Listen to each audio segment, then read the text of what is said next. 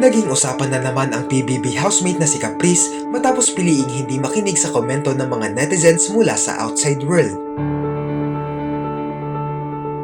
Napanood ito sa episode kagabi ng programang Pinoy Big Brother kung saan binigyan ng pagkakataon ang mga housemates na makinig ng opinyon ng mga tao tungkol sa kanila. Pwede nilang piliin kung makikinig sila sa positibo o negatibong komento na sinabi sa kanila. Maaari din silang pumiling makinig ng positibo o negatibong mga komento tungkol sa kapwa nila housemate. At nang si Caprice na ang nabigyan ng pagkakataon, mas pinili niyang hindi pakinggan ang opinyon ng taong bayan tungkol sa kanya. Kinwestiyon siya ni Big Brother kung natatakot ba siya na marinig kung ano ang tingin sa kanya ng taong bayan. Dito ay buong tapang siyang sinagot ni Caprice na hindi siya natatakot dahil kilala niya ang sarili niya at kung ano ang mga intensyon niya. Dagdag pa niya, gusto niya ang paglago na base sa sariling karanasan at hindi manggagaling sa opinyon ng iba. Panoorin ang video. Kuya, hindi ko po tinatanggap yung alok niyo, kuya. Hindi ko po gustong marinig ang opinyon po ng taong bayan sa kahit sino po sa amin, kuya.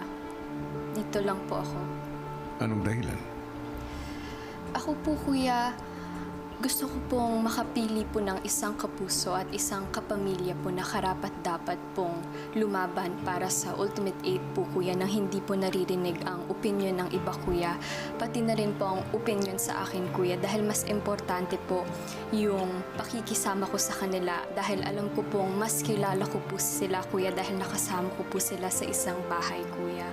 Dahil mas importante po yung pakikisama ko sa kanila dahil alam ko pong mas kilala ko po sila, kuya, dahil nakasama ko po sila sa isang bahay, kuya. At nakita ko rin po kung ano po talaga yung ugali nila, kuya, kaysa po sa nakikita ng iba at napapanood lang po, kuya. Natatakot ka ba na malaman kung ano ang tingin sa'yo ng taong bayan? Ako po hindi po ako natatakot dahil alam ko naman po kung sino po talaga ako, kuya. At kung ano po yung mga intensyon ko na mabubuti po, kuya. Ang salitang pinanghahawakan mo sa taong ito ay ang paglago.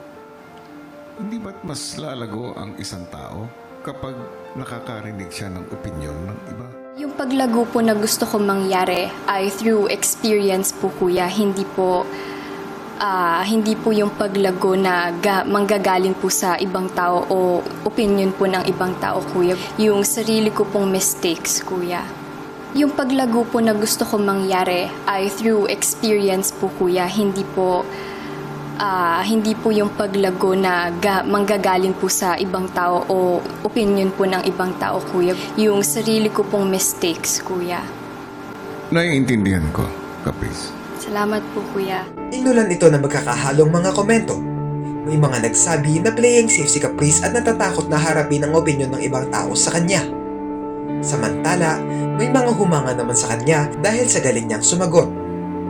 Natuwa rin ng iba dahil sa murang edad pa lang ay kilala na niya ang sarili niya at hindi niya na kailangan pa ng pagpuna mula sa publiko.